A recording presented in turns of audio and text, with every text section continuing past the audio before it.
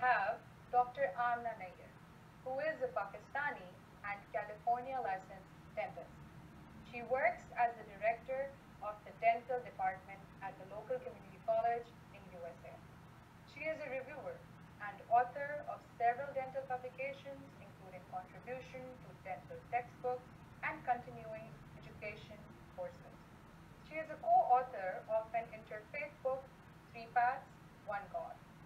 She is involved in many volunteer activities, including member of board of a local not-for-profit school board and other charity organizations. She is a presenter She is a presenter at various regional, state, national, and international seminars and conferences. Here is presenting you Dr. Amna Nair.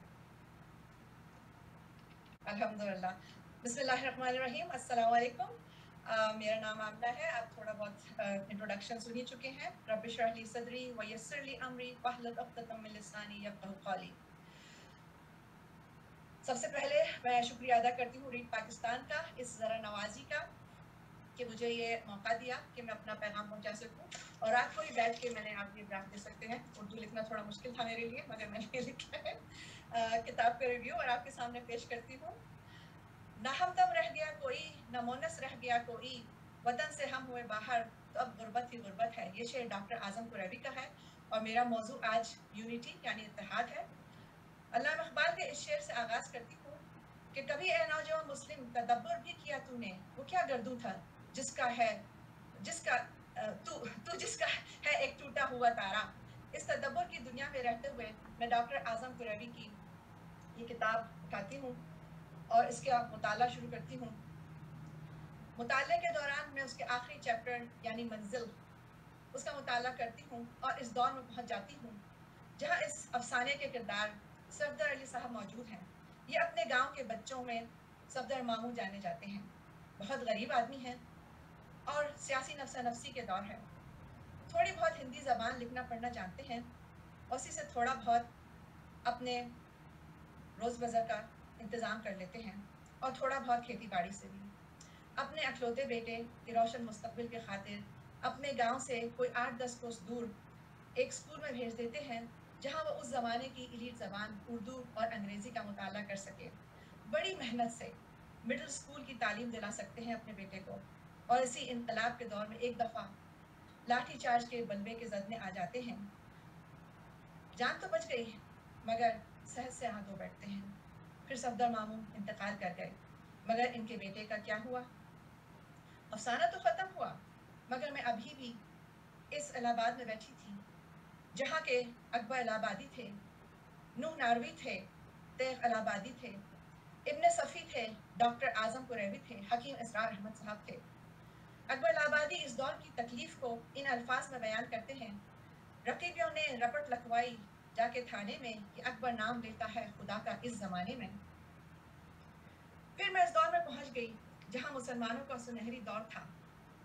علامہ اقبال کہتے ہیں آزادی افکار سے ہے اس کی تباہی رکھتے نہیں جو فکر و تدبر کا سلیقہ. کیوں میں اس دور میں پہنچ گئی؟ کیوں وہ ایک گولڈن دور تھا؟ کیونکہ مسلمان ایک تھا اس زمانے میں, کیونکہ اللہ ایک ہے, نبی ایک ہے, قرآن ایک ہے. پھر اس دور کے دشمن کو جو اندھیری دنیا میں رہتا تھا اس راز کا علم ہو گیا. اللہ کی یاد سے اس نے مسلمانوں کو دور کرنا شروع کر دیا. الہ آباد کی کہانی پڑھتے ہوئے میں 12 اگست 1765 پہنچ گئی جب مغل بادشاہ عالم دوم شاہ عالمگیر کے بیٹے تھے. انہوں نے بنگال کو گورنر رابرٹ کلیو کو بنگال, بہار, اڈیسہ میں ٹیکس جمع کرانے کے حقوق ایسٹ انڈیا کمپنی کو منتقل کر دیے تھے جو کہ معاہدہ الہ آباد کہلاتا ہے. کیوں ہوا ایسا؟ کیونکہ اس سے پہلے 23 جون 1757 کو پلاسی کی جنگ میں ایسٹ انڈیا کمپنی نے سراج الدولہ کو شکست دی تھی. کیونکہ میر جعفر اپنے لوگوں سے غداری کرتا تھا. اس نے وہ غداری کی اور جیتی ہوئی جنگ کے دوران دھوکہ دیا اور پھر کٹ پتلی نواب کے طور پر نافذ ہو گیا. سراج الدولہ صاحب کو پھانسی ہوئی. چرچل کا قول ہے کہ جب کوئی اندر دشمن نہ ہو تو باہر کے دشمن آپ کو تکلیف نہیں پہنچا سکتے. اللہ سبحانہ تعالیٰ سورہ انفال میں مکہ کے لوگوں کے لیے فرماتے ہیں کہ یاد کرو جب تم تھوڑے تھے, ملک میں دبے ہوئے تھے, تم اس بات سے خوف زدہ تھے کہ طاقتور لوگ تم کو اچک لیں گے. بس اس اللہ سے نے تمہیں آزاد اور محفوظ ٹھکانہ عطا کیا اور تمہیں اپنی مدد سے قوت بخش دی اور تمہیں پاکیزہ چیزیں اور روزی عطا فرمائی تاکہ تم اللہ کے بھرپور بندگی کے ساتھ شکر بجا لاؤ. کہیے الحمدللہ. میرے پیارے ہم وطنوں, پلیز اس بات کو محسوس کیجیے, اپنے دل پہ ہاتھ رکھیے, اور کیا اس دور پر جیسے کہ میں ابھی سفر کر کے آئی ہوں الہ آباد کا اس زمانے کے, آپ فیل کر سکتے ہیں؟ کیا آپ فیل کر سکتے ہیں اس وقت وہ کس طرح سے گزرے تھے؟